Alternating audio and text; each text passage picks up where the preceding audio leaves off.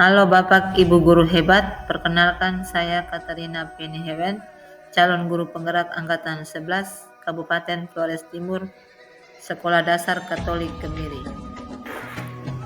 Pada video kali ini saya akan memaparkan koneksi antar materi modul 2.2 tentang pembelajaran sosial dan emosional.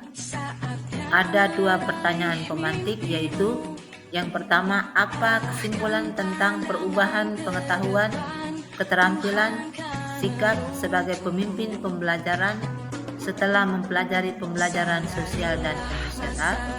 Yang kedua, apa kaitan pembelajaran sosial dan emosional yang telah Anda pelajari dengan modul-modul sebelumnya? Pertanyaan yang pertama, apa kesimpulan tentang perubahan pengetahuan, keterampilan, sikap sebagai pemimpin pembelajaran setelah mempelajari pembelajaran sosial dan emosional? Yang pertama, sebagai guru sangat perlu untuk mempelajari materi tentang pembelajaran sosial dan emosional agar dapat memahami, menghayati, dan mengelola emosi atau kesadaran diri, menetapkan dan mencapai tujuan positif atau pengelolaan diri, merasakan dan menunjukkan empati kepada orang lain atau kesadaran sosial, membangun dan mempertahankan hubungan yang positif atau keterampilan berelasi, dan membuat keputusan yang bertanggung jawab atau pengambilan keputusan yang bertanggung jawab. Hal tersebut sesuai dengan 5 kompetensi sosial dan emosional yang harus dimiliki. Yang kedua, guru sebagai pemimpin pembelajaran harus menerapkan kelima kompetensi sosial dan emosional tersebut agar dapat mewujudkan pembelajaran yang nyaman, menyenangkan bagi murid, dan menciptakan karakter murid yang berbudi pekerti luhur, sehingga akan terjadi perubahan positif pada diri murid baik secara pengetahuan, keterampilan, dan sikap. Pertanyaan yang kedua, apa kaitan pembelajaran sosial dan emosional yang telah Anda pelajari dengan modul-modul sebelumnya? Pembelajaran sosial dan emosional lebih menitik beratkan pada pencapaian nilai-nilai budi pekerti yang dapat melatih anak untuk memiliki kesadaran diri sesuai dengan filosofi Ki Hajar Dewantara. Pembelajaran sosial dan emosional merupakan pembelajaran yang dilakukan secara kolaboratif oleh seluruh warga sekolah. Hal ini sesuai dengan nilai guru penggerak yang bersifat kolaboratif. Untuk mewujudkan pembelajaran sosial dan emosional, maka seorang guru penggerak harus dapat menjadi pemimpin pembelajaran yang dapat membuat lingkungan sekolah yang nyaman, aman, menyenangkan, namun tetap menantang dan relevan bagi murid-muridnya.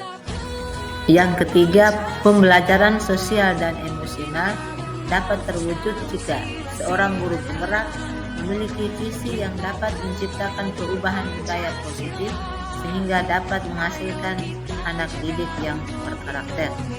Yang keempat, pembelajaran sosial dan emosional sangat erat kaitannya dengan pembelajaran berdiferensiasi karena satu sama lain menekankan pada kebutuhan belajar yang harus dipenuhi agar menghasilkan murid yang bertanggung jawab. Dan yang kelima, seluruh modul saling terkait untuk demi mewujudkan pembelajaran yang berpihak kepada murid sesuai profil pelajar Pancasila. Pertanyaan lanjutan yaitu 1. Sebelum mempelajari modul ini saya berpikir bahwa titik-titik sehingga titik-titik. Setelah mempelajari modul ini ternyata titik-titik. Yang kedua, berkaitan dengan kebutuhan belajar dan lingkungan yang aman nyaman untuk memfasilitasi seluruh individu di sekolah agar dapat meningkatkan kompetensi akademik maupun kesejahteraan psikologis menurut well-being.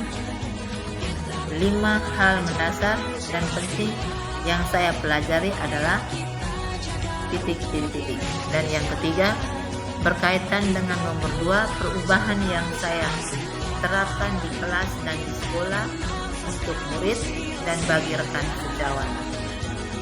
Dari modul ini, saya berpikir bahwa Pembelajaran hanya bertujuan untuk merubah pengetahuan dan keterampilan anak saja, sehingga pembelajaran berfokus pada pemenuhan nilai belaka.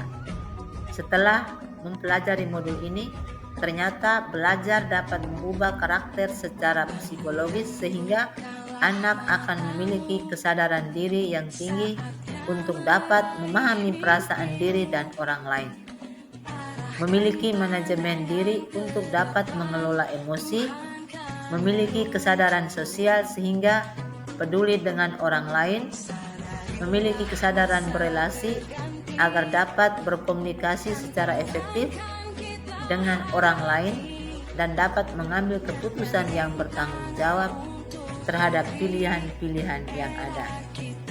Yang kedua, 3 hal mendasar dan penting yang saya pelajari yaitu yang pertama, menerapkan 5 kompetensi sosial dan emosional, antara lain kesadaran diri, manajemen diri, kesadaran sosial, keterampilan berelasi, dan pengambilan keputusan yang bertanggung jawab.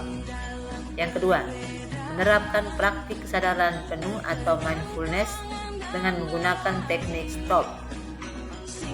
Dan yang ketiga, menerapkan 4 indikator pembelajaran sosial dan emosional yang berkaitan dengan kelas dan sekolah, seperti pengajaran eksplisit, integrasi dalam praktek mengajar guru dan kurikulum akademik, penciptaan iklim kelas dan budaya sekolah, dan penguatan kompetensi sosial dan emosional pendidik dan tenaga kependidikan di sekolah.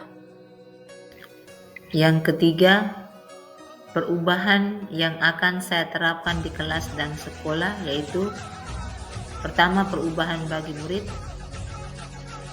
memberikan pengajaran eksplisit dalam kegiatan co-kurikuler dan ekstrakurikuler, melakukan integrasi dalam praktek mengajar guru dalam kurikulum akademik seperti melakukan pembukaan yang hangat, kegiatan inti yang melibatkan murid secara aktif, dan penutupan yang optimistik.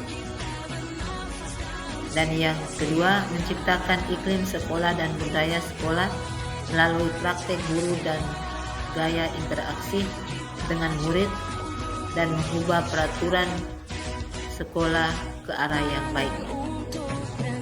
Dan yang kedua, perubahan bagi rekan sejawat yaitu melalui penguatan kompetensi sosial dan emosional, pendidik dan tenaga kependidikan di sekolah dengan pendekatan atau menjadi teladan bagi guru atau tenaga kependidikan di sekolah, belajar dengan berbagi praktik baik dan berkolaborasi dengan cara membuat komunitas belajar di sekolah dan mengintegrasikan kompetensi sosial dan emosional dalam pelaksanaan rapat guru.